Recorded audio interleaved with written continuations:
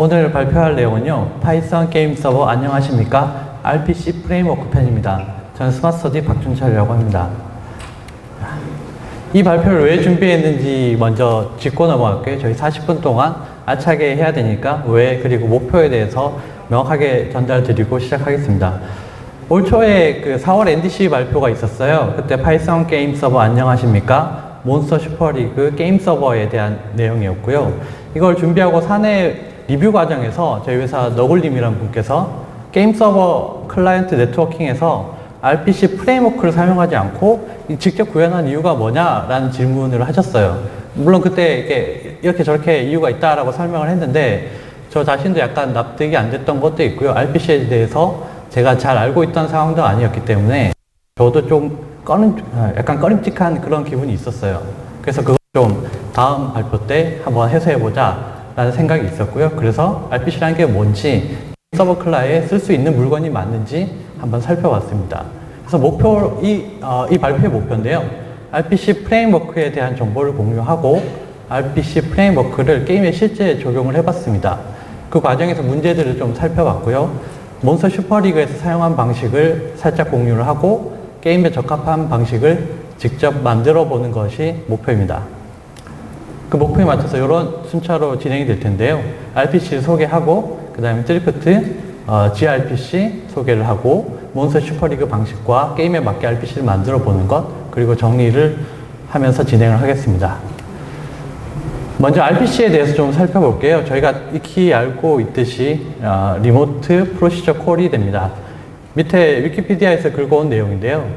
이거를 정리를 좀 해서 한 줄로 이제 한글로 좀 써보면 네트워크 상태나 콜 방식을 신경 쓰지 않고 프로그래머가 원격의 함수를 실행하는 것입니다. 제일 중요한 게 사실 네트워크 상태나 콜 방식을 신경 쓰지 않는다는 게 제일 중요한데요. RPC를 구성하는 네 가지에 대해서 먼저 설명을 해볼게요. RPC를 하려면 결국에는 프로시저가 있어야 되죠. 리모트에 프로시저가 있고 그 프로시저라는 거는 당연히 프로시저 네임이 있을 겁니다.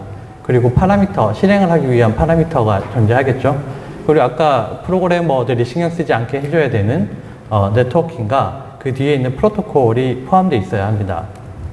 자, 설명을 드리면 프로시저 네임과 파라미터 같은 경우에는 각 RPC 프레임워크에서 IDL이라고 하는 인터페이스 데피니션 랭귀지로 정의를 할 수 있습니다. IDL은 RPC 프레임워크별로 방식이 좀 달라요. 언어가 조금씩 다른데 대부분의 빌트인 타입 자체는 큰 차이가 없어요. 비슷하게 지원을 해줍니다. 다만 지원하는 컨테이너라든가 그 기본 자료 빌트인 타입의 사인드, 언사인드 차이가 존재합니다. 이 존재하는 것도 되게 중요한 차이가 있는데요. 뒤에서 좀 살펴보도록 할게요. 그리고 네트워킹과 프로토콜에서는 네트워킹 방식에 따라서 프로시저 콜하고 리턴을 받는 그 방식 자체가 조금씩 차이가 납니다. 그리고 메시지를 프로토콜이라고 하죠. 그 시리얼라이저의 차이에 따라서 성능이라든가 보안이라든가 이런 인증 문제 같은 것들이 발생하게 됩니다. 그런 차이들이 있을 수밖에 없고요. 그래서 게임에서 이런 RPC를 사용할 수 있는지를 고민을 좀 해봤어요. 어떤 기준으로 RPC를 선택할 수 있을까? 게임에서 RPC를 선택을 하기 위해서 IDL의 정의를 클라이언트와 서버가 코드 레벨에서 공유할 수 있는가? 이런 질문을 한번 던져봤고요. 그 이유는 컴파일 타임에 오류를 확인이 가능한 방식을 선호하는 게 게임 쪽이고요. 그 이유는 클라이언트 배포가 자유롭지 않기 때문입니다. 그래서 가능한 컴파일 단계에서 많은 걸 확인할 수 있는 걸 선호하기 때문이고요. 클라이언트에서 어싱크 콜을 지원해야 하며 리턴의 형태나 리턴의 처리 과정에 프로그래머가 직접 개입할 수 있는가도 중요한 이슈였습니다. 그리고 게임을 만들다 보니까 클라이언트 엔진, 저희가 유니티라고 부르는 클라이언트 엔진을 잘 지원하는지 또는 언리얼 같은 C++를 잘 지원하는지 또 중요한 고민거리가 됐습니다. 그 외에 제이슨하고 XML 같은 거 물론 좋은 방식이긴 하지만 게임에선 빠른 시리얼라이즈가 필요하다 보니까 그거 외에 자체적으로 빠른 어떤 시리얼라이저를 제공하는지도 중요한 선택의 요건이 됐습니다. 그래서 첫 번째로 살펴봤던 거는 페이스북에서 쓰고 있다고 들었는데요. 드리프트라는 거고요. 홈페이지에 들어가서 살펴봤어요. 네, 페이스북에서 개발했고 페이스북 내에서 RPC 프레임워크로 사용하고 있습니다. 다양한 언어를 지원한다고 되어 있는데요. 실제로 홈페이지에서 보면 18종의 언어를 지원하고 있습니다. 빌트인 타입에는 되게 많은 컨테이너를 되게 많다라고 하긴 좀 이상하지만 다른 RPC의 IDL에 비해서 컨테이너를 좀 다양하게 지원을 해요. 보통의 경우는 리스트만 지원하는 형태가 많은데요. 얘 같은 경우에는 맵과 리스트와 셋까지 지원을 합니다. 하지만 부족한 문서가 가장 큰 단점이라고 알려져 있는데요. 여기 제가 링크를 달아놨는데 저 타이틀마저도 미션 가이드라고 되어 있죠. 애초에 홈페이지에 없는 내용들을 개발자분이 잘 정리를 해서 올려주신 부분이에요. 얘를 사용하실 거면 저 사이트에 가서 쭉 살펴보시면 공식 홈페이지보다 훨씬 자세한 내용을 살펴볼 수가 있습니다. 스리프트에서는 4가지 개념이 있는데요. 클라이언트를 제외하고 4가지 개념이 있어요. 서버와 프로세서와 프로토콜과 트랜스포트로 구성이 됩니다. 스리프트를 통해서 코드를 생성하면 RPC 클라이언트 코드도 생성이 되고요. 서버 클라이언트 기준으로 가장 큰 차이는 당연하게도 프로세서를 쓰냐 안 쓰냐의 차이입니다. 클라이언트에서 RPC를 하면 서버에서는 그걸 받아서 프로세서에게 넘겨주고 프로세서의 디스패처를 통해서 프로시저가 실행이 되는 방식입니다. 프로토콜과 트랜스포트는 각각 시리얼라이제이션과 네트워크를 담당합니다. 그래서 스리프트를 한번 적용해 볼 겸 써볼 겸 게임을 간단하게 만들어 보자 라는 생각을 했고요. 저의 PT 준비가 산으로 가기 시작을 했어요. 그래서 산으로 가는 김에 잠시 저를 소개 한번 더 하겠습니다. 네, 저는 준곰이라고 하고요. 스마스터디에서 CTO로 몬스터 슈퍼리그 개발에 참여했습니다. 넥슨, NC, 네오위지에서 게임을 개발하는 걸 많이 배웠고요. 스마스터디에서 처음으로 게임을 만들어서 성공을 하는 방법을 배웠습니다. 다시 게임으로 돌아가겠습니다. 제가 준비했던 이거 PT를 준비하면서 만든 게임은 오델로 게임이고요. 리버시라고 부르는 보드게임이죠. 2명이 8대8 오델로 판 위에서 흑백도를 번갈아 놓으면서 진행을 하는 거고요. 룰은 대부분 아실 거예요. 이거 위키피디아에서 역시 긁어 왔던 건데 조건은 시작할 때 사각형으로 엇갈리게 배치된 돌 4개를 중앙에 놓고 시작을 하고요. 번갈아 가면서 놓는데 양쪽을 포위할 수 있어야 뒤집어지는 룰이 있습니다. 그리고 돌을 더 이상 놓을 수 없을 때 돌 개수를 세워서 세서 게임을 종료하는 그런 방식입니다. 이 게임을 위해서 아이디어를 먼저 정의를 해볼게요. 게임이니까 당연히 유저가 있겠죠. 유저가 있고 게임은 1대1로 룸을 만들어서 진행을 한다라고 가정을 했습니다. 그래서 스트럭트는 유저랑 게임 룸을 만들었고요. 그 다음에 RPC 기준으로 서비스가 만들어져야겠죠. 서비스 안에서는 유저를 처리하는 로그인과 레지스터, 그리고 게임룸을 만드는 크리에이트 게임룸, 조인 게임룸, 랜덤 조인 이런 것들을 만들어 보면 될 것 같고, 그 다음에 게임 안에서는 실제로 돌을 놓고 그 다음에 게임을 나가고 게임이 끝났고 현재의 게임 상태를 서버랑 동기화하는 이런 RPC들을 구현하면 될 것 같았습니다. 요걸 기준으로 서버를 다시 구현을 하겠죠. 데이터 모델을 이렇게 만들어 봤어요. 유저랑 시큐리티 데이터, 그 다음에 게임룸, 그리고 파이썬은 어떻게 사용하지? 3.6.1을 써보자. 그리고 DB는 SQL 알케미, 그 다음에 MySQL 클라이언트, 그 다음에 어싱크IO, AIO 딜프트 이렇게 패키지를 설치를 하고 준비를 시작했습니다. 역시 클라이언트도 준비를 해야겠죠? 게임 만드는 거니까. 게임 쪽에서 인트로씬에서 레지스터랑 로그인 같은 절차를 다루고, 로비씬에서 방을 관리하는 RPC를 사용하게 될 겁니다. 게임씬 안에서는 게임 내에서 R을 두고 게임을 나가고 게임이 끝났다를 처리를 하고 게임의 현재 상태를 동기화하는 과정을 거치게 될 것입니다.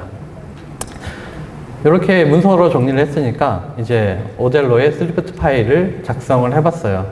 왼쪽에 보시면 이게 스트럭트가 있는데요. 유저에 대해서는 옵셔널하고 i64 이렇게 돼 있죠.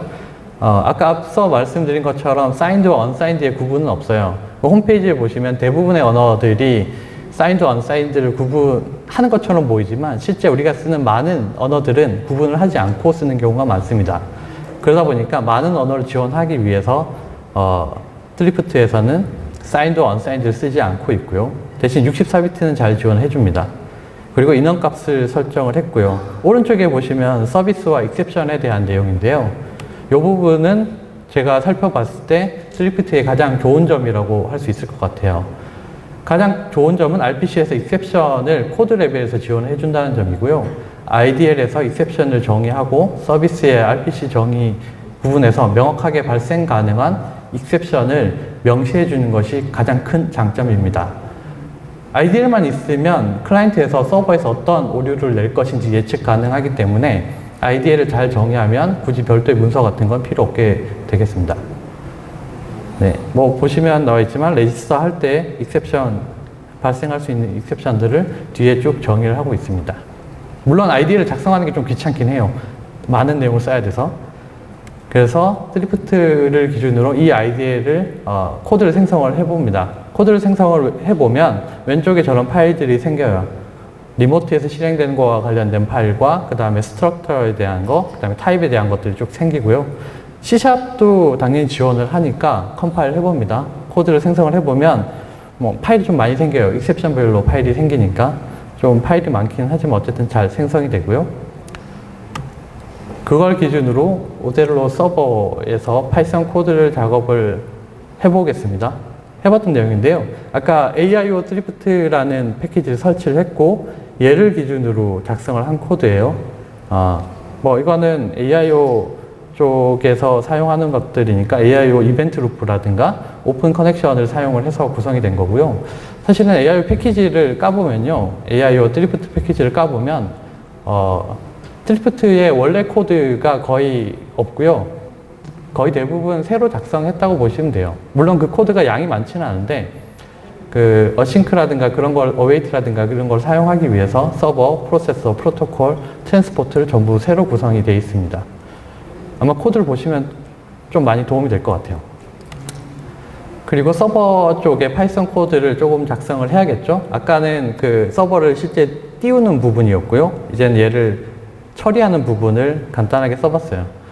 프로세서의 핸들러로 이제 디스패처를 만들어서 넣어야 되니까 그 디스패처에서는 서비스에 아까 정의했던 RPC들의 이름에 맞춰서 함수들을 작성을 합니다. 그리고 그렇게 작성을 해놓고 아까 서버를 띄울 때 던져주면은 프로세서가 알아서 함수를 콜을 해주고요. 근데 저희 기준에서는 게임이다 보니까 어떤 전처리라든가 이런 게 필요했어요. 프로세서의 전처리, 또 후처리 같은 것들. 쉽게 생각을 하면 DB 트랜잭션을 써야 되니까 얘를 어떻게 끼워 넣을 거냐. 그래서 일단은 데코레이터를 통해서 사용을 했고요. 그리고 로직상으로는 그 DB 트랜잭션이라는 데코레이터 안에서는 익셉션이 발생을 하면 뭐 DB를 롤백 하던가 이런 식으로 구형을 해놨습니다. 근데 이렇게 간단히 만들고 목업을 만든 다음에 클라이언트가 로그인하고 등록하는 과정까지 만들어서 실행을 했었어요. 파이썬 테스트 클라이언트에서는 잘 됐고요. 이걸 유니티로 바꿔가면서 테스트할 때 문제가 생겼어요. 그 문제를 좀 살펴볼게요. 일단 첫 번째는 서버 기준으로 한 유저가 한 개의 세션만 유지를 해야 되는데 방법이 필요해요. 근데 뭐 프로토콜 단에서 처리를 해주는 게 가장 좋은데 그걸 방법이 드리프트에서는 잘 지원해 주는 게 없었어요. 그래서 모든 필요한 함수들에 대해서 저는 아까 데코레이터를 작성한다거나 이런 작업들이 필요한데 그거 외에 뭐 패킷이 중복으로 온다거나 이런 처리도 그 트랜스포트 단위에서 하기가 어려웠어요. 그리고 클라이언트 쪽에서는 C샵으로 생성된 그 클라이언트 코드는 T-소켓이라는 걸 사용을 하는데요. 이건 물론 그 드리프트에서 만들어져 있는 소켓이에요. 얘는 블럭드 IO로 동작을 하기 때문에 얘를 메인 스레드에서 실행하는 순간 블럭된 현상이 있습니다.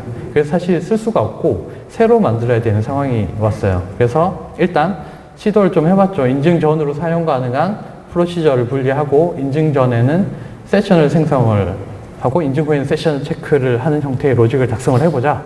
그리고 세션 토큰 생성 체크 작성 막 하고 이런 것들 막 해봤어요. 근데 저는 빠른 포기를 좋아하는 남자이기 때문에 빠른 포기를 했어요. 이유는 IDL을 기준으로 코드가 생성이 되는데 그 코드 안에 들어갈 수 없기 때문에 결국엔 그 코드 바깥에 있는 뭐 프로세서나 프로토콜이나 트랜스포트를 모두 새로 작성해야 되는 문제가 있었어요. 그리고 인증 절차 역시 없었고요. 그리고 또 다른 시도도 있었죠. C샵에 생성된 서비스 코드를 코르틴으로 다시 작성하는 작업도 해봤어요. 근데 스리프트가 생성한 코드 자체는 어싱크 처리가 불가능했어요. 어싱크한 처리를 하기 위해서는 사실 이 부분도 유니티의 코르틴으로 전부 새로 작성해야 되는 문제가 있었습니다. 그리고 그래서 저는 또 빠른 포기를 했고, 이 이유는 뭐 적어놨지만 코르틴으로 다시 작성하는 게 너무 복잡하고 일이 많았기 때문이에요. 발표 준비를 해야 되니까. 네. 그래서 빠른 포기를 하고 다른 RPC를 검토를 해봤습니다. gRPC라고 좋은 게 있었고요. 네.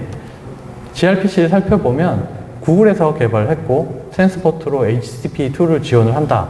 그래서 양방향 스트리밍이 가능하다. 그리고 IDL로 제가 좋아하는 구글의 프로토콜 버퍼를 사용할 수 있다. 그리고 서버 클라이언트 모드, 생성된 코드에서 싱크, 어싱크 방식을 모두 지원한다. 그리고 프로토콜 레벨에서 인증 절차도 지원한다. 심지어 다양한 언어, 홈페이지에 소개되어 있는 건 구종 정도 되어 있습니다. 다양한 언어를 지원한다 라고 되어 있었습니다. 먼저 여기서 나오는 프로토 버퍼에 대해서 짧게 설명을 해볼게요. 프로토 버퍼는 여기 사이트 가시면 확인하실 수 있는데, 아까 스트리프트의 IDL과 크게 다른 점은 제 기준에서 제일 매력 있는 부분이에요. 사인드랑 언사인드를 지원한다는 점이고요.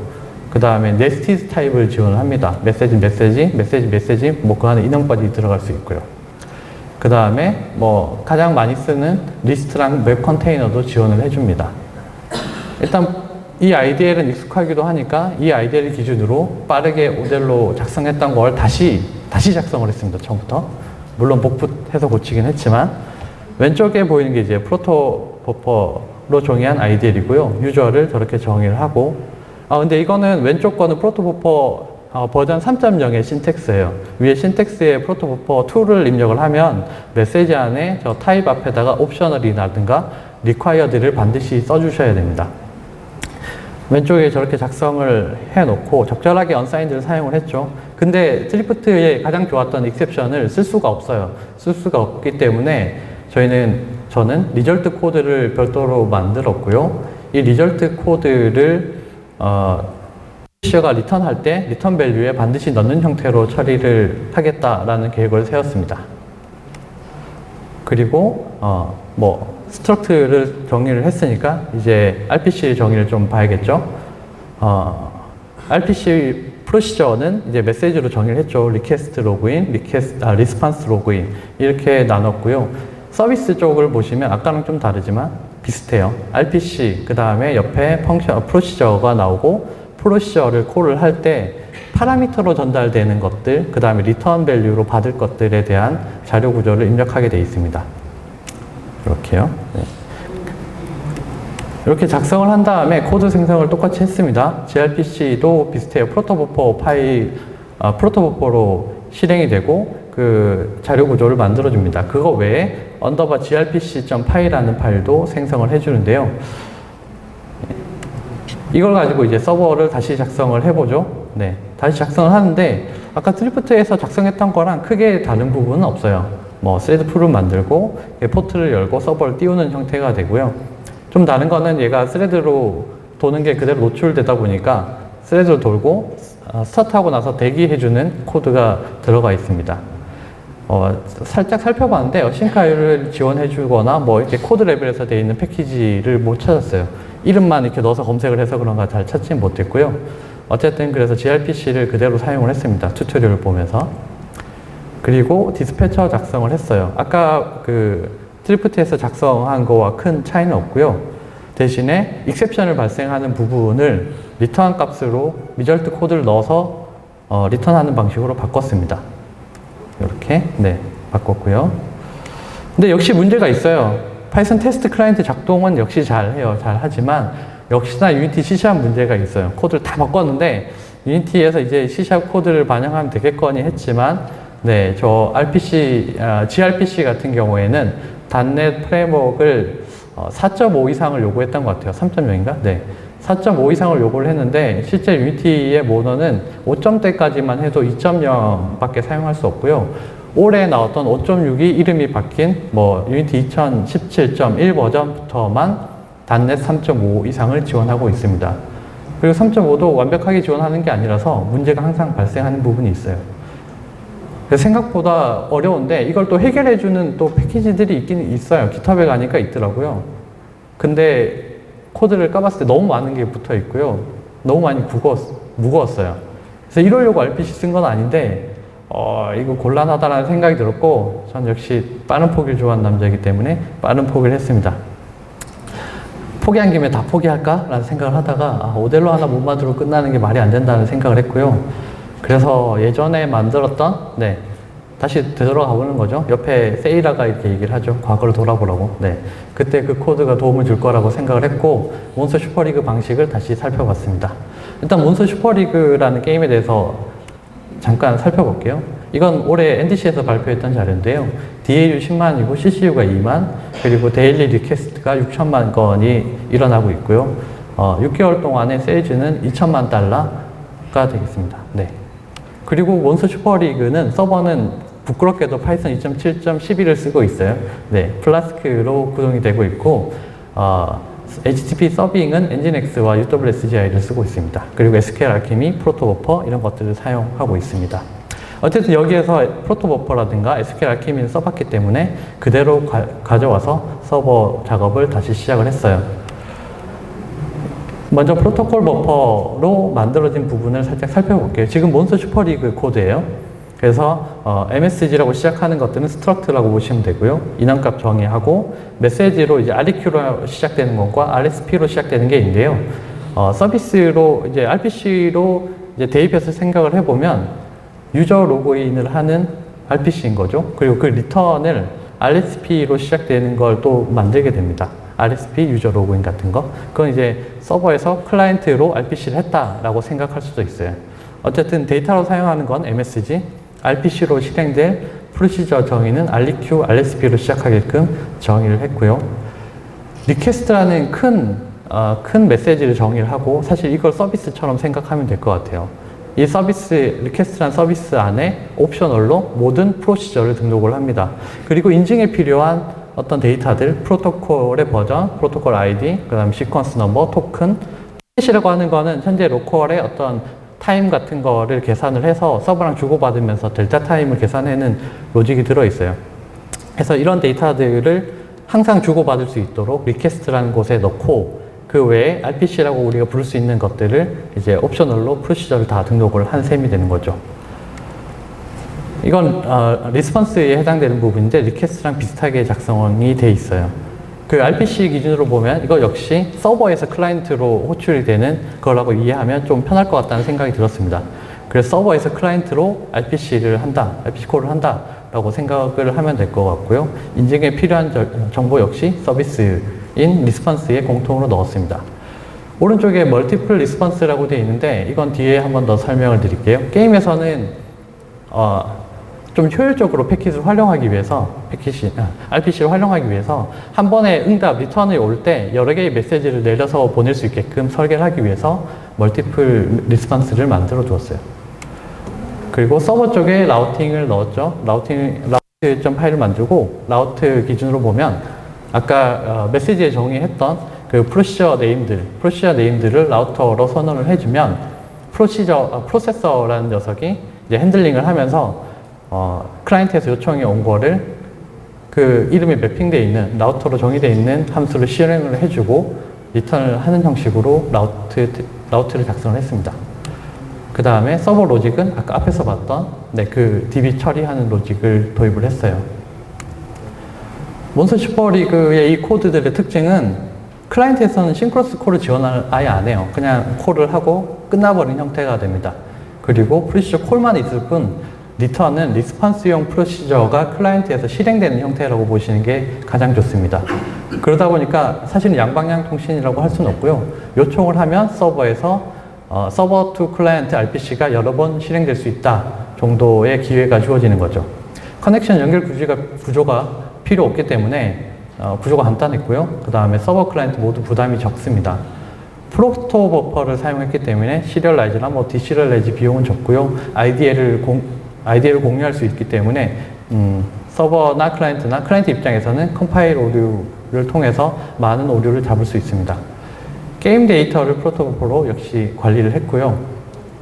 이거는 뭐 게임마다 다를 거라고 생각하지만 저는 이 방식을 선호했습니다.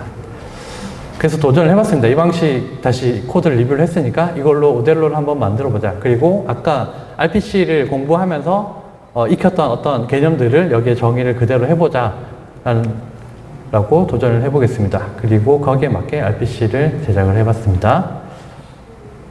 게임 개발에 필요한 수준으로만 작게 만들어 보자. 그리고 난이도가 높은 IDL과 뭐 메시지의 시리얼라이저 이런 것들은 좋은 거 있으니까 쓰자.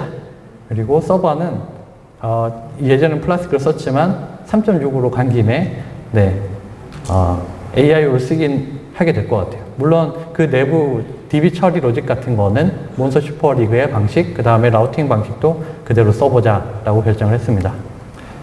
그래서 그 외의 선택들, 방금 말씀드린 선택들에 대한 내용인데요. 프로토버퍼 사용을 하고 그 다음에 프로시저는 IDL에 정의한 메시지를 그대로 활용을 한다. 이렇게 REQ 로그인, RSP 로그인 형태가 될 거고요.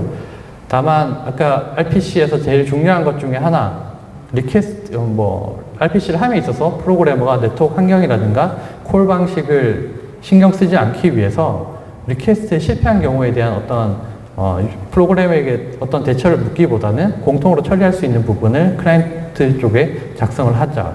이런 게 있고요. 그 리스폰스를 처리를 하기 위해서 효율을 위해서 리퀘스트와 리스폰스를 완전히 분리한 형태로 설계를 했습니다. 네, 그리고 AIO HTTP 프로토버퍼 3.3으로 서버는 했고 2.6.1로 클라이언트는 빌드했습니다. 클라이언트 버전이 저렇게 낮은 이유는요. 아까 3.3.0을 쓰려면 그 .NET 버전이 올라가야 돼요. 그리고 C샵의 언어 버전도 올라가야 되기 때문에 그게 낮은 버전을 사용을 했고요. 프로토버퍼 넷이라고 하는 거에 그 릴리즈 번호 668, 리비전 번호 668을 참고하시면 유니티에서 사용할 수 있는 프로토버퍼를 확인하실 수 있습니다.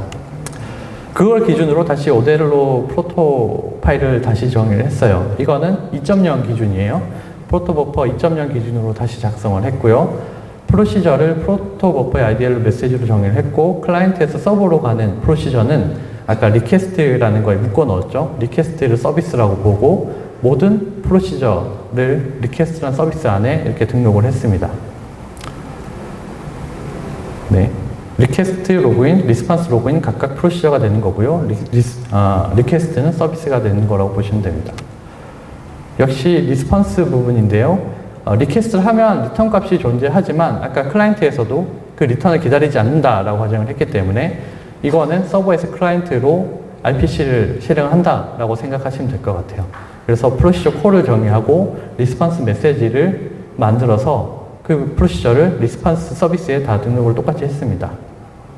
다만 아까 얘기했던 것처럼 멀티플 리스폰스 메시지를 추가해서 서버에서 한 번에 여러 개의 프로시저를 클라이언트에서 실행할 수 있게 했습니다. 이 이유는 밑에 예제를 넣었는데요. 로그인을 다시 했을 때 아까 플레이하던 게임이 있어요. 그 플레이하는 게임에 자동으로 조인시켜주기 위해서 서버에서 강제로 RSP, 조인 이런 프로시저를 실행하게끔 해버리면 되죠. 그게 없으면 클라이언트에서 서버의 나의 상태를 확인한 다음에 자동으로 조인하는 코드 구현을 해야 되지만 이게 있으면 서버에서 그게 통제가 되게 됩니다. 그래서 간단하게 서버 파일을 만들어 봤어요. 이거는 AIO HTTP 코드니까 다들 쉽게 이해되실 거예요. 저 처음 써봤는데 너무 좋더라고요. 그리고 짧게 설명드리면 헬스라고 하는 저거는 ELB 타켓 그룹의 헬스 체크를 위해서 만들어 놓은 거고요. 나머지 API라든가 라우터라든가 핸들은 앞부분에서 살펴봤던 몬스터 슈퍼리그의 코드를 참고했습니다. 그리고 클라이언트 코드를 작성을 했어요. 이렇게 프로시저 콜을 하고 웨이트를 하지 않는 구조로 작성을 했고요. 온패킷으로 시작하는 부분은 서버에서 클라이언트 RPC 실행을 할 때 실행되는 핸들러들이 됩니다. 내부적으로는 그런 콜들이 오면 온패킷으로 시작되는 핸들러들을 다 찾아요. 다 찾은 다음에 걔를 하나하나 순차적으로 실행을 해줍니다. 물론 우선순위 정의가 될 수는 있어요.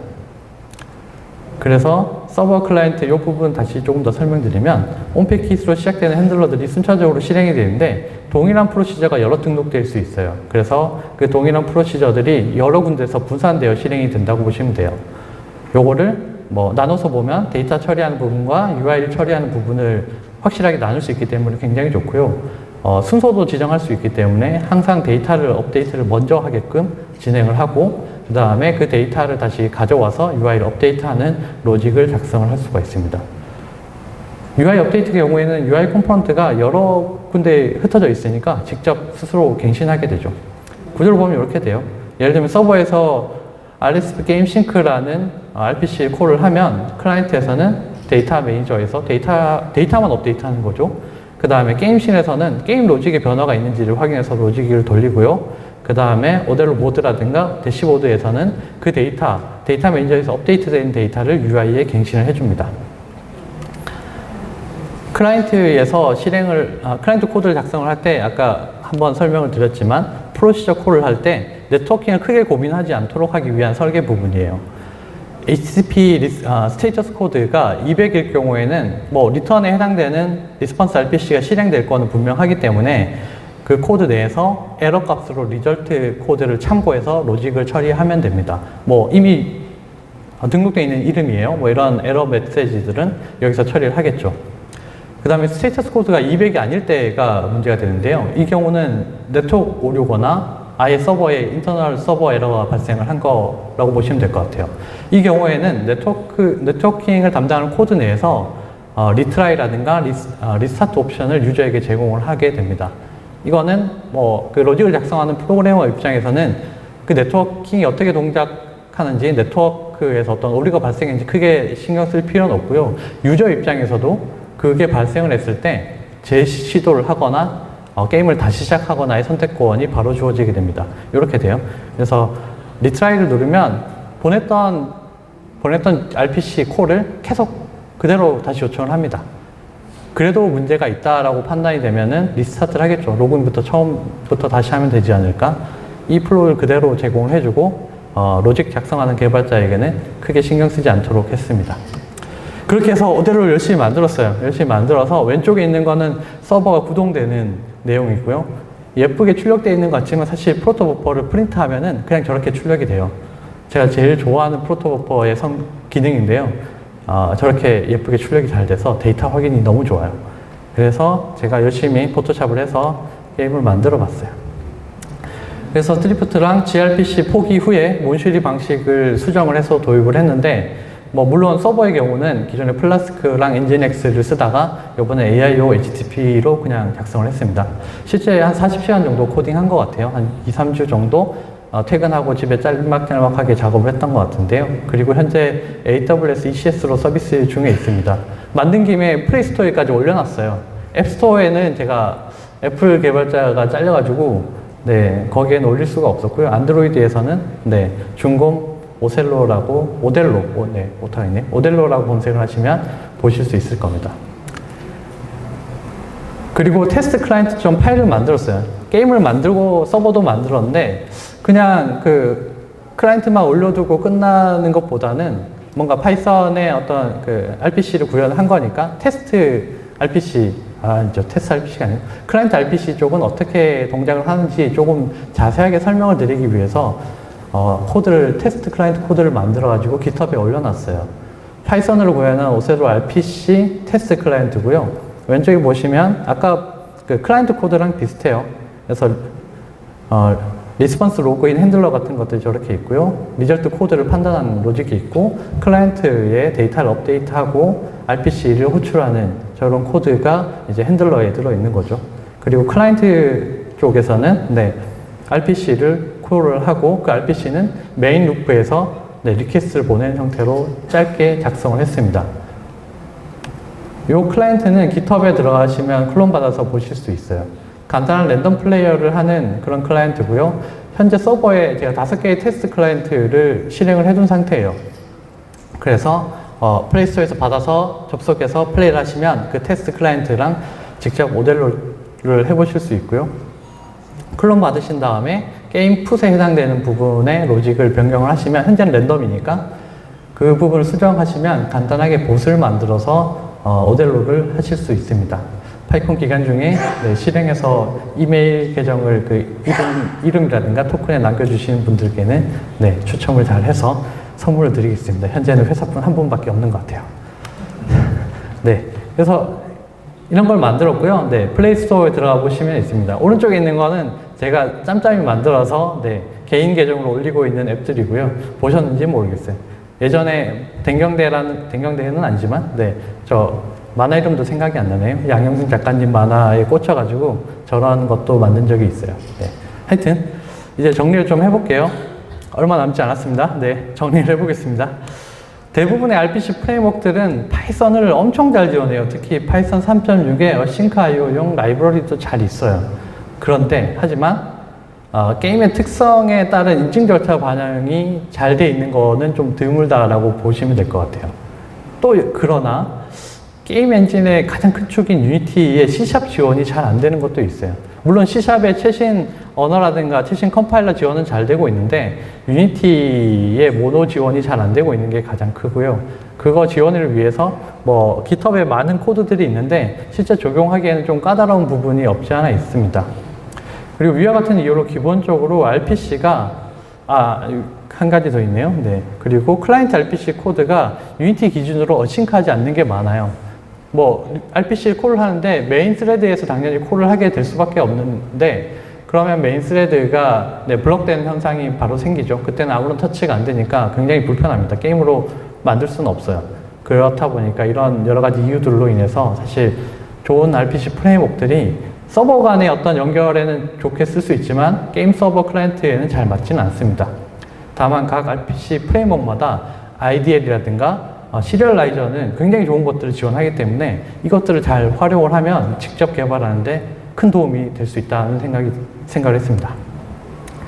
그 외에 생각해 볼 것들이 있는데요. gRPC 스팀처럼 HTTP2를 지원하면 게임 싱크 등을 풀링하는 그런 건 필요 없지 않을까라는 생각이 들었고요. 플랫버퍼 같은 성능 좋은 것들이 있다는데 이걸 사용해 보면 더 나은 성능의 서버가 구현되지 않을까 이런 생각도 해봤습니다.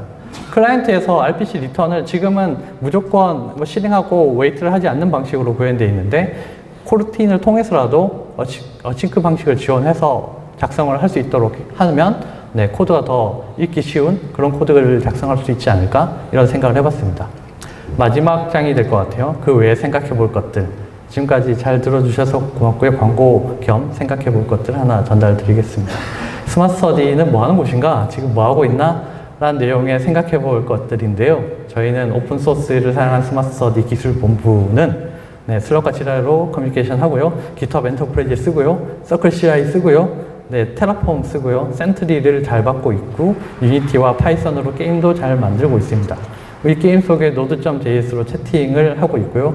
리액트로 만든 관리 도구를 통해서 5개 국어 2,500편의 핑크폰 콘텐츠를 서비스하고 있습니다. 물론 트랜스코딩, 파이썬으로 만들어진 트랜스코딩을 서버를 쓰고 있고요. 그 다음에 유튜브로 올리면서 25개 조회수를 가지고 있는 그런 회사인데요. 이거 다 중요한데 제일 중요한 거는 같이 개발할 수 있는 동료를 찾는 것이라고 생각합니다. 네, 감사합니다. 제가 되게 빠르게 진행을 했는데요. 2분밖에 남지 않았는데 혹시 질문 있으신 분? 네. 네. 제가 오셀러를 만든다면요. 그냥 플라스크 써가지고 포스트 게스트로만 임플리멘트하면 다 끝날 것 같고요. 네. 그런데 왜 RPC로 가시고 또 gRPC로 간 동기가 뭡니까? 그 데코레이터를 쓰게 되면 제가 다 임플리멘트 할 수 있는 건 같은데 왜 RPC나 gRPC로 가시고? 네, 그 순서가 좀 바뀌었는데요. RPC를 준비를 하면서 오델로를 만든 것 뿐이고요. 네, 오델로를 만드는 데는 더 쉬운 방법이 있을 거라고 생각을 합니다. 네, 근데 RPC의 근본적 모티베이션이 뭡니까? RPC의 근본적인 모티베이션, 제일 중요한 부분은 플라스크를 하지 못하는, 플라스크 데코레이터를 하지 못하는 모티베이션입니다. 이거 어떻게 설명을 드려야 될까요? 일단 먼저 오델로는 노네로 하고요. RPC를 네, 걔는 그냥 게임 한 종류니까 노네로 하고요. RPC의 좋은 점은 아까 말씀드린 것처럼 개포스트 할 수 있지만, 네, 개포스트 할 수 있어요. 근데 IDL이라든가 이런 걸 쓰임에 있어서 명확하게 타입 체크라든가 이런 게 가능해집니다. 네. getPost REST API를 써도 좋지만 RPC를 쓰면 타입 체크라든가 이런 게 명확해지고요. IDL 문서를 통해서 서버와 클라이언트 간에 정확하게 메시지 규약이 공유가 되기 때문에 오류가 없겠죠. 그게 가장 중요한 부분이라고 보시면 될 것 같고, REST API를 게임 쪽에 굳이 쓰지 않고 RPC를 도입을 하거나 요즘 뭐 그래프 QL 같은 방식으로 나가는 이유가 REST의 그런 단점도 있기 때문이라고 보시면 좋을 것 같아요. 네. 네, 감사합니다.